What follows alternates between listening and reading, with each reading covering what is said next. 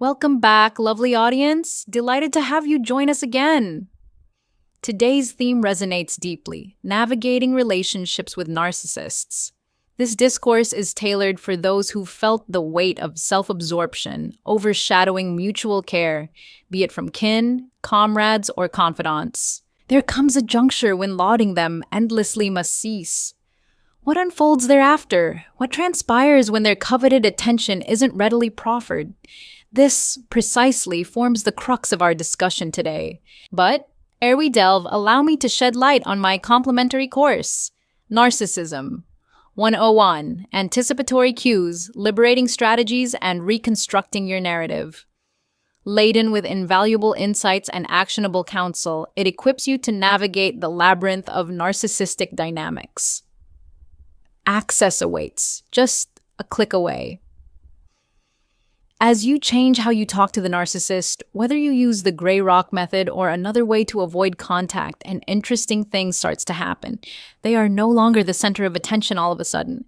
And this can be a big shock for someone who needs to be told they're good all the time. Let's talk about what this change could mean for the ego and how they might act when they don't get the love they think they deserve. I promise you that you won't want to miss this talk. When a narcissist feels ignored by someone, they often give them the quiet treatment or talk less. There are many reasons behind this behavior that might not be clear at first. This behavior could be an attempt to show dominance or anger, or it could come from missing the time when they had the other person's full attention and love. Some narcissists may do extreme things to get their point across, seeing the lack of attention as a personal victory. In spite of what they're trying to do, they do it because they need love and approval, which hides their fears. Many narcissists hold on to their ex-partners in the hopes of getting back together with them after a breakup. They might try to get a good reaction by talking about better times, giving expensive gifts, or even planning love trips. Any response from the ex-partner, even if it's pushback or disagreement, makes the narcissist feel even more in control.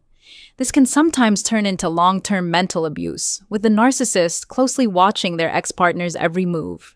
The narcissist's failure to move on after a breakup shows how self-centered they are.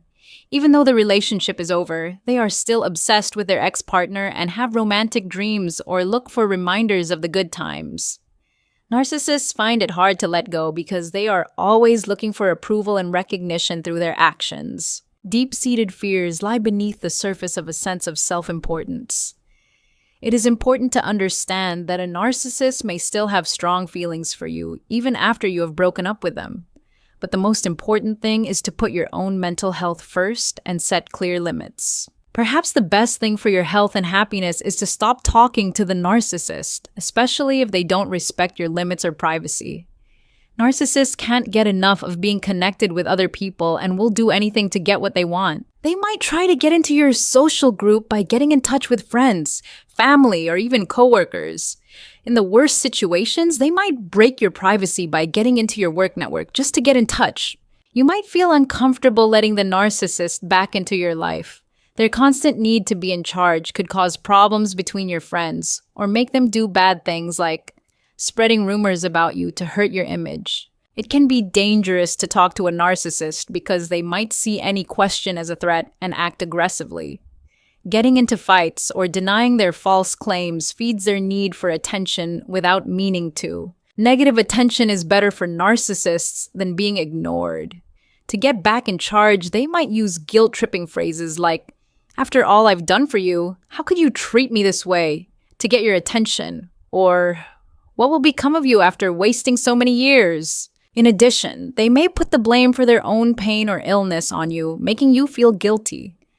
Narcissists are always trying to be in charge and often use manipulative tactics to take advantage of your weaknesses. They could use emotional bribery by threatening your pets, children, or mental health to make you feel guilty. If their needs are not met, they may also use threats of self-harm or violence to get what they want. In the worst situations, they might resort to physical violence or damage, using threats of harm and punishment to gain control and force you to do what they want. You and your family could face terrible outcomes if you don't do what they want. If they feel like they are losing control, they might hurt your family or leak private information as a way to get back at you. It's important to be aware of these manipulative behaviors, set clear limits, and get help to escape their harmful impact. When narcissists feel ignored or rejected, they will do anything to get back in charge and be accepted. In order to keep their sense of power and superiority, they will manipulate, force, or attack others. Even when there is proof that their actions hurt others, narcissists often find a reason for them and don't care about the pain they cause. They are ready to hurt themselves or others to keep their inflated sense of self-worth because they can't get enough control. As we wrap up today's talk, it's clear that selfish behavior has effects that go far beyond the person who does it. Whole neighborhoods can be hurt by its bad effects. It's important to recognize the signs of greed and take steps to protect ourselves and those around us if we want to stay healthy. Narcissists will often go further than the cases we've looked at so far to get back in charge. This shows how very important it is to keep talking about this and make more people aware of this bad trend.